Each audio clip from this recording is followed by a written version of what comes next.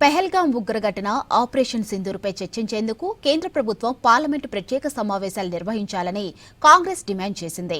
భారత్ పాక్ దేశాల మధ్య జోక్యం చేసుకునే అధికారాన్ని అమెరికాకు ఎవరిచ్చారని శివసేన నేత సంజయ్ రౌత్ డిమాండ్ చేశారు. దేశవ్యాప్తంగా 11 రోజుల పాటు తిరంగ యాత్ర చేపట్టాలని బీజేపీ నిర్ణయించింది.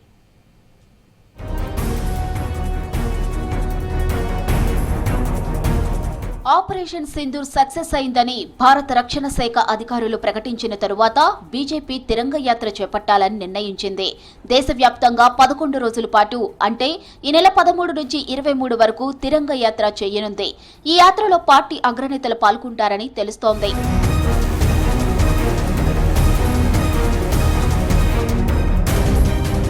భారత్ పాకిస్తాన్ మధ్య ఉద్రిక్తత పరిస్థితులపై చర్చించేందుకు వెంటనే పార్లమెంట్ ప్రత్యేక సమావేశాలు నిర్వహించాలని తాము డిమాండ్ చేశామన్నారు ఏఐసీసీ చీఫ్ ఖర్గే. యుద్ధం నిలిపివేయడం సంతోషమేనని చెప్పారు. తమ పార్టీ ఎప్పుడు శాంతినే కోరుకుంటుందన్నారు. దేశాన్ని సురక్షితంగా ఉంచేందుకు కేంద్రం ఏం చేసినా తమ పార్టీ మద్దతిస్తుందన్నారు ఖర్గే.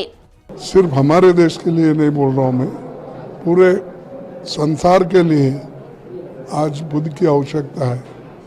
आज हम जो लड़ाइयां देख रहे हैं हर जगह, उनको आज महात्मा बुद्ध की उसूलों की ज़रूरत है. और हमारे देश में भी हम हमेशा बुद्ध के उसूलों पे चलते हैं.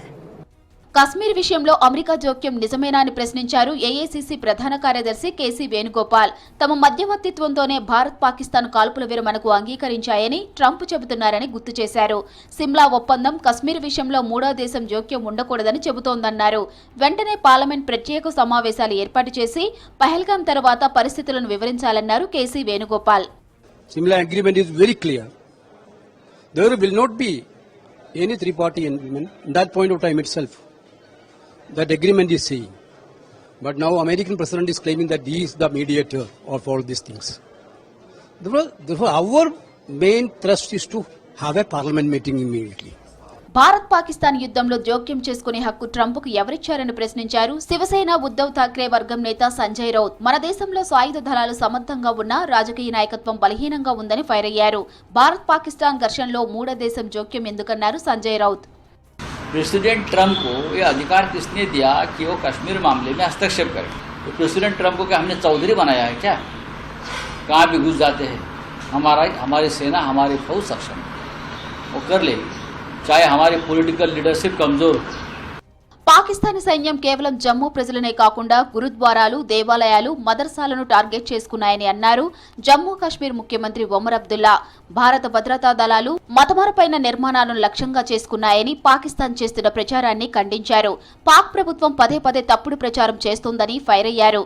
इस शेलिंग के दौरान किसी एक मजहब को निशाना नहीं बनाया, बल्कि जिस तरह पुंछ के लोगों ने हिंदू मुस्लिम सिख इत्तेहाद का जो सबूत दिखाया, मेरे पास कौन सी ऐसी जादू की छड़ी है कि मैं उस छड़ी का इस्तेमाल करके उनकी नीयत के बारे में आपको जवाब दे सकूं. భారత్ పాకిస్తాన్ మధ్య ఉద్రిక్తతల నివారణకు అమెరికా ఎలా మధ్యవర్తిత్వం చేసిందో, చర్చలు ఎలా జరిగాయో చెప్పాలని డిమాండ్ చేశారు సిపిఐ నేత డి రాజా. మధ్యవర్తిత్వం సమయంలో ఏ అంశాలు డిస్కస్ చేశారో చెప్పాలన్నారు. పెహల్గాం ఘటన తర్వాత పరిస్థితులను ప్రతిపక్షాలకు పూర్తిగా వివరించాలన్నారు. What were the details involved during the mediation? We do not know. That is why we have been asking the Prime Minister, Mr. Modi, should take the people and the country into confidence and tell the truth. What exactly the mediation, what exactly government of India agreed. Pahalgam దాడి తర్వాత పరిస్థితులు వివరించడానికి parliament ప్రత్యేక సమావేశాలు ఏర్పాటు చేయాలని demand చేశారు Congress senior నేత పవన్ ఖేరా. పహల్గాం తర్వాత కేంద్ర ప్రభుత్వం తీరుపై ఎన్నో ప్రశ్నలు ఉన్నాయని వీటిని పార్లమెంట్ సమావేశాలు అడిగే ఛాన్స్ ఉంటుందన్నారు పవన్ ఖేరా. बहुत सवाल है.